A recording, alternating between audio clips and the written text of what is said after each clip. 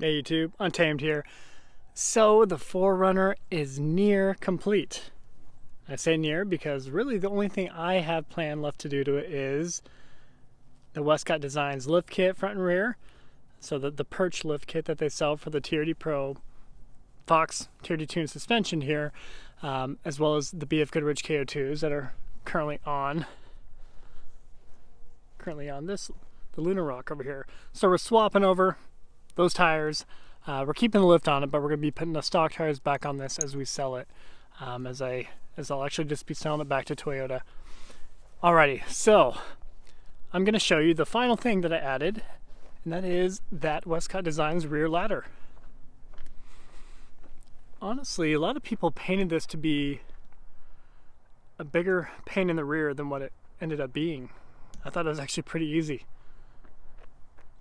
I think it legitimately took me maybe 45 minutes altogether, and it came on pretty nicely. I could see how it could turn into an issue or a bigger chore if you don't do it in the right order. If you don't mount it from the bottom, so if you don't do it in the right sequential order, I could see this turning into maybe a bit of a headache.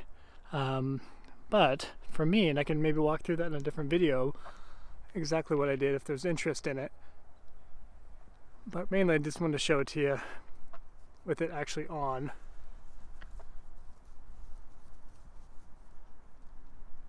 So I could have done a little bit better. I think I could have had it to the left, maybe another ½ inch to fully clear the 4Runner there, or the 4. See, I kind of cover it a little bit, but it's not too bad. So I'm okay with it. So I'll open up the hatch and show it to you from the inside too. It's always daunting when you have to drill into your vehicle, especially let alone a brand new 2022. It never feels right, but thankfully it worked out pretty easily.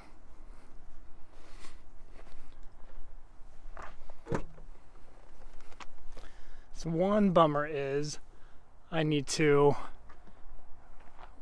shouldn't say it's a bummer, I think I saw it coming, but I need to get a stronger upgraded strut, because the way it sits right now, more often than not, depending on the angle that I'm parked, it actually won't hold it up because the ladder's extra weight holds it down. It actually forces it to come down ever so slowly or slightly.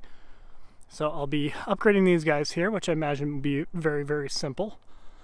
But yeah, I want to show you this piece too. So as you're mounting the top, so this top bracket, this whole top piece was the first thing that I installed.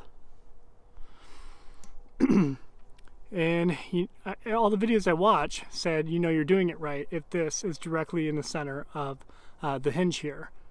So I purposely even did it a little bit to the left of it, if you can tell, barely to the left, hoping that I would clear the 4 a little bit better. But as you can see, that didn't work out. So maybe even a little bit, maybe even directly over this left top rivet there. Here's the other one. Again, kind of showing the inside here. So just slightly up against the edge weld of the rear hatch. So this piece here is the daunting part because you're drilling these holes in. So you pop this off originally, it comes off and you're not covering it, so it pops off super easily. And then you have an internal bracket that extends the length of this bottom half of the ladder, right, bottom portion of the ladder. So those, once you actually have this in place and ready to finalize the install, you just mark your 2 holes here and just begin drilling in. You start smaller, of course, and then you work your way up to the size of the bolts here. Then of course that bracket on the inside, you just slide it through. Once you pull this off, you slide it through, and then you're drilling into that, or you're bolting it into that. So it's pinching the rear hatch between that, if that makes sense. A lot of people struggle because this piece here, so when you actually get it all mounted up, this normally is hanging about that far above this bottom bracket. So you put this on, and then you still have a little bit of a gap, about maybe 1.5 to 2 inches. So you got to kind of finagle your way to make it so you can start catching these bolts here. So you start on the outside, and once you kind of catch, you tighten them one by one slowly, and you start kind of pulling it together. So it's on there super firm right now, but that's the way Westcott Designs designed it. They have their signature bottle opener over here, which is pretty cool. And like I mentioned in my previous video, I love the fact that it came fully installed, right? I thought for sure, and I don't know why I thought it, but I thought I had to puzzle the entire thing together. And that wasn't the case. It came 95% assembled, with the exception of this top plate here, which has double-sided 3M tape right here, adhesive under it, so it's kind of protecting it and securing it to the vehicle at the same time.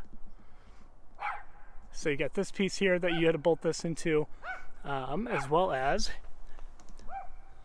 the very bottom bracket there that we had to actually drill holes into the hatch and secure to the bottom step of the ladder. So pretty straightforward. Honestly, it is a job that you can knock out pretty quick.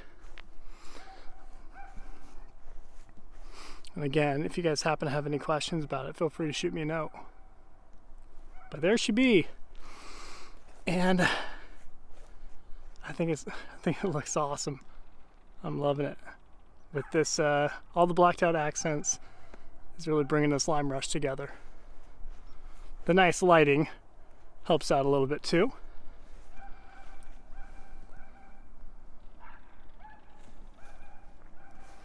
And from the front angle, you can kind of see it, the ladder protruding up a little bit. Show you from direct front.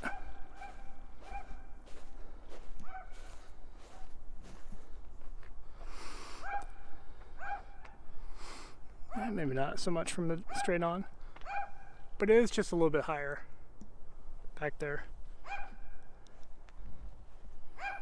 Puppy dog feature.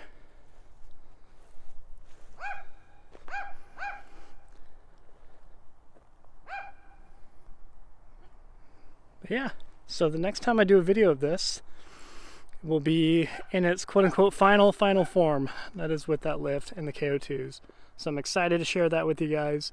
Yeah, let me know if you guys have any questions in the meantime. Appreciate you watching as always. Till next time.